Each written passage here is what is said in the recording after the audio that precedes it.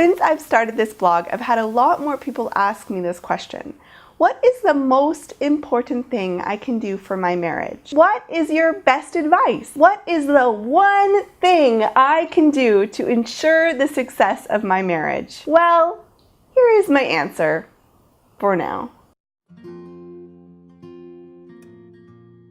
It's certainly challenging answering a one thing question, but I know the temptation to ask it is really strong. I was recently at a gathering where a speaker was talking about YouTube, a topic I'm obviously really interested in, and I almost, before I stopped myself, asked him the same kind of question. What is the one thing that you can do to reach more people on YouTube? And honestly, I didn't really expect him to have the answer, but I was just looking for something simple, something easy, the magic solution, which we all know doesn't exist, but wouldn't that be nice? So there's my disclaimer. There isn't really one thing, but there is something that I see over and over again in marriages that seem to be able to get over the tough stuff and weather those storms. It's willingness.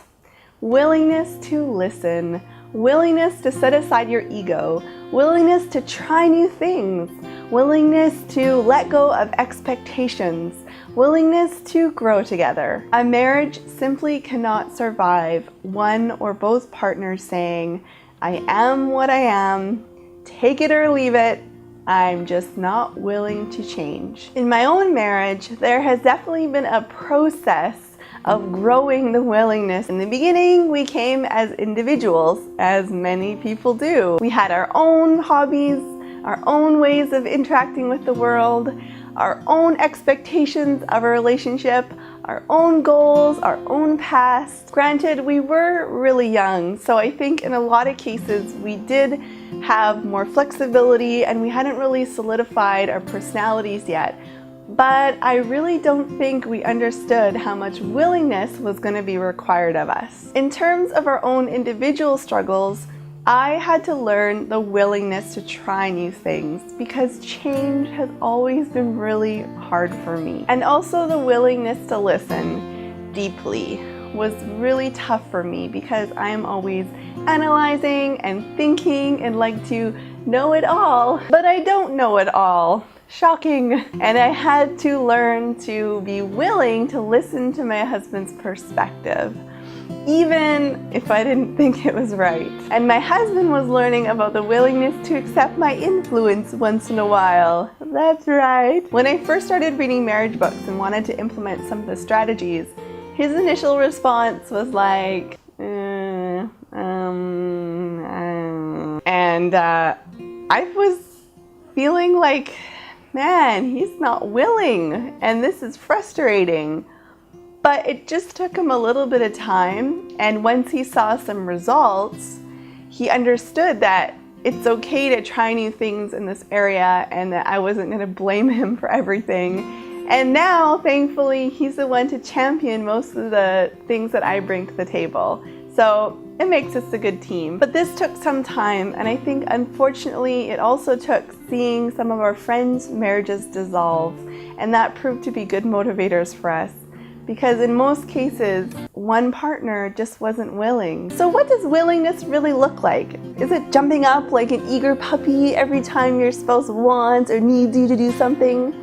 No, I don't think so. Like I mentioned, I am really slow to warm to new ideas. I tend to ask a lot of questions, and sometimes it looks like I'm really skeptical, but I just need a little bit of a buffer time to think about it and to process the information. This also applies to the willingness to set aside my ego, because we know our ego is really powerful and strong, and sometimes it just takes a little wrangling to push it down so we can really listen and respond with love.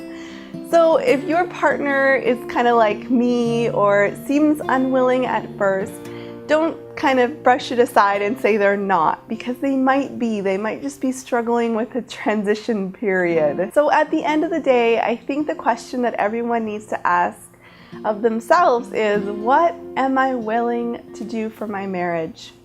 Am I willing to accept my partner's influence?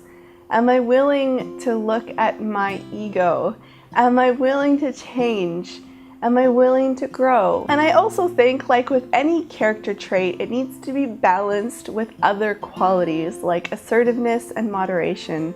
So we know what we aren't willing to do as well. Like, I'm not willing to put away the groceries.